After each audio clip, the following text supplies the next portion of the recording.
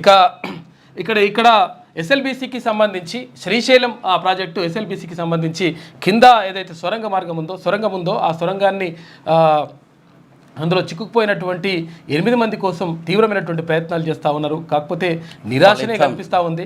అక్కడ ఎక్కడ కూడా ఎటువంటి అవకాశాలు కనిపిస్తలేవు. ఎందుకంటే అక్కడ వాటర్ ఒకవైపు వాటర్ వస్తుంది, ఇంకోవైపు మట్టి, ఒకవైపు నీళ్ళ. అది కోమటిరెడ్డి గారు అన్నారట. సరే, ఒకవైపు వాటర్ వస్తూ ఉంది, ఒకవైపు మట్టి, దీనంతా మొత్తం కూడా కూరుకుపోయినటువంటి పరిస్థితి కనిపిస్తూ ఉంది. అయితే దీనికి సంబంధించి ర్యాట్ హోల్స్ అదే అంటే ఎలుక రంధ్రాలలాగా చేసి పైనుంచి అంటే గుట్ట పైనుంచి కొండ పైనుంచి అట్లా చేయాలని చెప్పేసి భావిస్తూ ఉన్నారు. ఏది ఏమైనప్పటికీ చాలా కష్టంగా ఉంది.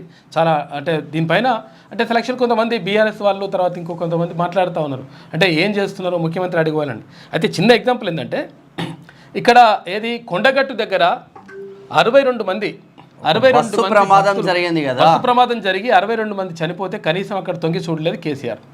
తర్వాత ఇక్కడ ఏది మొన్న మనం పోయేసిన ఎవరు అమీన్పూర్ ఏదైనా ఇక్కడ సిద్దిపేట డిస్టిక్ పిల్లలు చచ్చిపోయారు. 29 మంది పిల్లలు ట్రైన్ యాక్సిడెంట్లో చనిపోతే కనీసం అక్కడ కూడా పట్టించుకొని అక్కడ కూడా చూడలేడు, తొంగి చూడలేడు కాక. అంటే ఇప్పుడు అసలు తొంగి చూడాలనే విషయం కాదు ఇక్కడ. అక్కడ 3 మంత్రులు పోయినరు, తర్వాత ఇప్పుడు ఉప ముఖ్యమంత్రి పోయిండు, పోయి అక్కడ మొత్తం సమీక్షిస్తున్నారు. తర్వాత ఇదంతా కూడా జరుగుతూ ఉంది. దానిపైన మళ్ళీ బురద జల్లేటువంటి ప్రయత్నం జరుగుతూ ఉంది అని చెప్పేసి ఒక వార్తలు వస్తూ ఉన్నాయి. ఏది ఏమైనప్పటికీ వాళ్ళందరూ కూడా సురక్షితంగా రావాలని చెప్పేసి కోరుకుందాం. ఎందుకంటే ఇదివరకు ఒక దేశంలో జరిగినప్పుడు ఇట్లా ఒక 14 రోజుల పాటు కూడా లోపలనే ఉంటే అందరూ పని అయిపోయింది, ఇక బతకరు అని చెప్పేసి అనుకున్నారు.